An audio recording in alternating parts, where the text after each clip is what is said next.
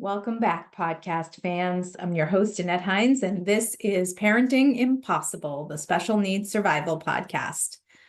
Well, I'm ticking down to the podcast anniversary, which is coming up in just a couple months, and it's going to be 6 years. I can't believe it. Thanks to all of you. This has been quite a journey. It has been so fun, and in some ways, it's also been bittersweet because there have been lots of tough moments, lots of reflections back, lots of memories, and kind of thinking through some of the tougher pieces of the journey as a special needs parent.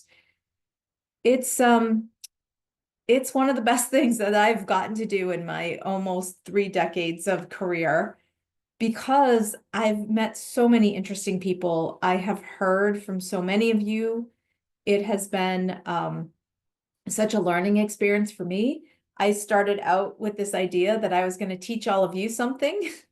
And I really have, I think, gotten more out of it than what you all have gotten from me. So thank you for that. What a gift. So I am today reflecting on Mother's Day.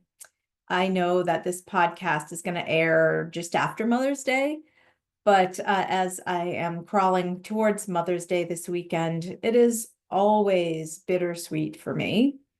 It's particularly challenging this year because not only do I every year face that dramatic loss of my daughter, Elizabeth, but my mom is struggling and has been for the last couple of years. And this year, the first couple of months of the year, we had a really tough time with her, and we thought we were going to lose her.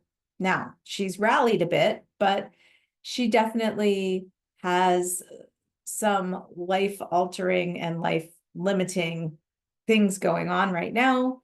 And it's just hard to watch your parent, your only parent, as I have no relationship with my dad, my only parent, struggle and not have the independence and the comfort that you wish for them.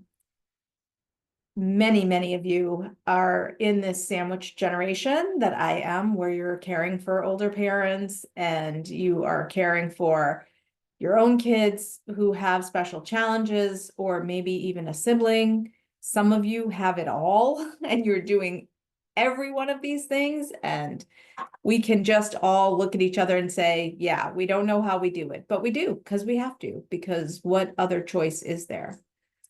I guess we could all walk away and say no, but no, we're not going to do that. We do what we need to for our loved ones. We hope that someday people will step up for us, because you know what?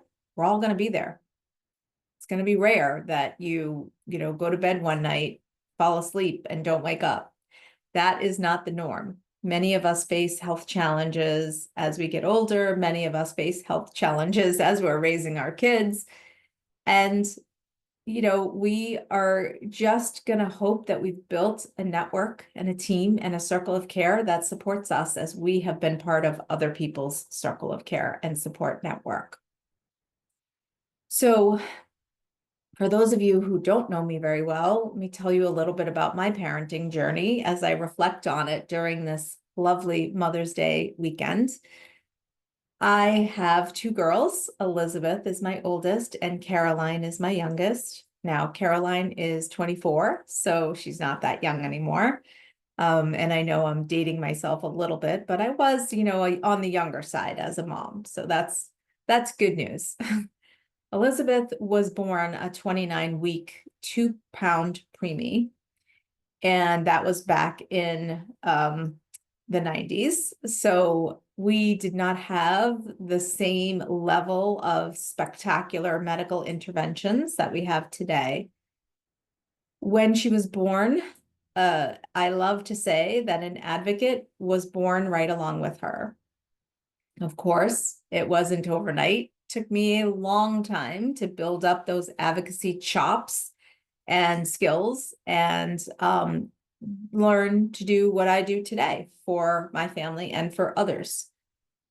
So At a 2 pound, 29 week preemie, she did have some preemie birth injury issues.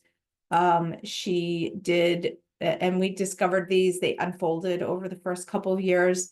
So she appeared as a young child with cerebral palsy. She did have a preemie brain injury, and she ended up being a wheelchair user who had very limited mobility and limited use of her arms. She was legally blind due to cortical visual impairment, CVI, which many of you know about. That happens not because there's damage to the eye, but because the brain cannot process the images that the eye is seeing. And she was nonverbal. She was absolutely developmentally and intellectually disabled.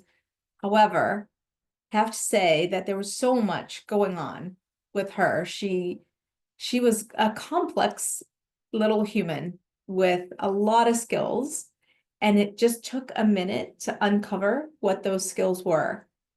And you needed to be patient to actually get to know her and to really dig into the Elizabethness of Elizabeth. And that is one of our, catchphrases that we love to say.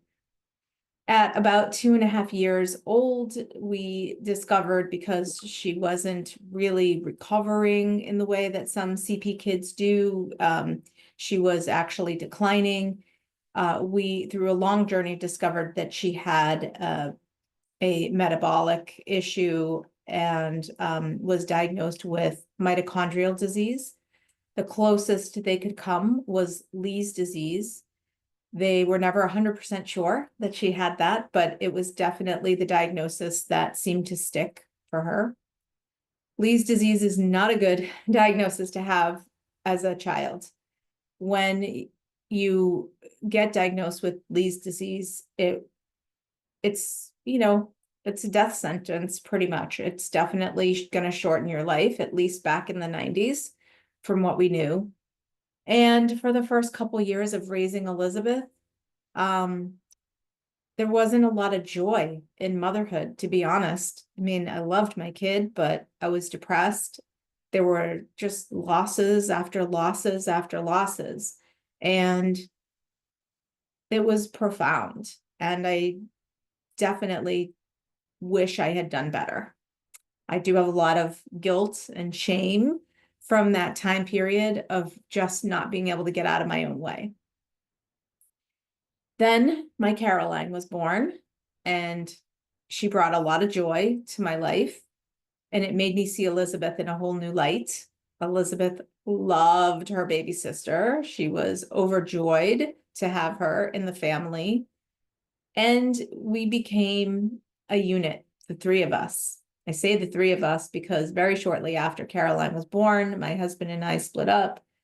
It was a struggling marriage to begin with, and then add this complexity of a disabled child and a very medically fragile child on top of it, and it was too much. It crushed us. So I parented these two little humans who were spectacular, and I began to get the joy back. And it wasn't just because Caroline healed me, although I have said that before, and some of you have really been offended by that statement, and I understand why. But the parenting journey just took a different turn. It was a mindset shift. And it wasn't like live, for today and throw all caution to the wind. It was enjoy today and plan for tomorrow. And that's where many years ago, 20 plus years ago, I started to really focus on things that made me comforted, and planning was one of them. And things that really took a lot of the risk and terror out of parenting these two little humans. So Mother's Day became more fun and more tolerable. And I'm looking up and I have beautiful things that both my kids made me for Mother's Day, and I've saved them all. And I am so grateful to every teacher and teacher's aide and nurse and art therapist and just everyone who contributed and participated in helping my kids bring a joyous Mother's Day to me and to give me these lasting memories that really they prop me up during tough times and just bring me joy during regular days. So Mother's Day is was for a long time a very joyous occasion. And then Elizabeth in her teenage years really started to decline. And that was hard again. And Mother's Day was not a celebratory moment. And I got back into my funk and I started thinking, is this going to be the last Mother's Day? Is this going to be the last birthday? And that's a hard place to be. It's a hard place to live. And perhaps some of you have experienced this and know how I felt. And, maybe you're in that place now. So Elizabeth passed away in 2013. And it's been almost 12 years now. It just seems like yesterday. It's so hard to even describe and explain how time has marched on, and yet it hasn't. Um, Mother's Day was again a time to like hide in bed all day and just not be able to face the day. And that took several years to really unravel from that level of funk and depression. I mean, I don't know if it's clinically depression. I'm not a clinical person. I'm not a therapist. I'm not a psychologist, but it felt stuck. I felt stuck and not able to really enjoy the child that I had, the one child I had left. And I have a lot of guilt and shame about that. Oh man, as mothers, as parents, do we ever move beyond these moments where we are feeling guilty and feeling shame? I hope so, because I'm still working on it. But now, I'm back to a neutral place with Mother's Day. I can celebrate my own mom. I can celebrate with my daughter, Caroline, and hope that Mother's Day, comes back to a good place at some point in my life. So here's what I'm wishing for all of you. I'm hoping that Mother's Day for you is a wonderful and joyous occasion. I hope that it's filled with rest, hope that it's filled with some reflection, and that you find your way to celebrate being a mom in whatever way is comfortable and helpful to you. I'm wishing you the best peace and joy, and I will hope to see you again next week. Thank you.